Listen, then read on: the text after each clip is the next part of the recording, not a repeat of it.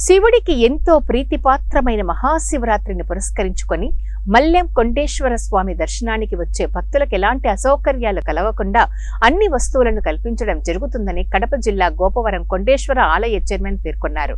మంగళవారం వారు మీడియాతో మాట్లాడుతూ ఈ నెల 26వ తేదీన జరగబోయే మహాశివరాత్రిని పురస్కరించుకొని అత్యంత పవిత్రమైన మల్లెం కొండేశ్వర స్వామి ఆలయానికి వచ్చే భక్తులకు అన్ని వస్తువులను సమకూర్చడం జరిగిందని, మల్లెం కొండేశ్వర ఆలయానికి ఇక్కడి నుంచే కాకుండా ఇతర జిల్లాల నుంచి భక్తులు భారీగా తరలి వస్తారని ఆలయ చైర్మన్ మల్లెం కొండయ్య పేర్కొన్నారు. మామూలుగా ఫ్రిడ్జ్ లో పెట్టాల్సిన అవసరం లే, కూలింగ్ లో పెట్టినట్టే ఉంటాయి అక్కడ నీళ్ళు. ఎప్పుడు ఎండాకాలం కానీ మంచి చాంబరాలు, ఎప్పుడు 7 ఏళ్ళు కరువు పెట్టినప్పుడు కూడా చల్లంగా ఒడిగిళ్ళు మాదిరి ఉంటాయి.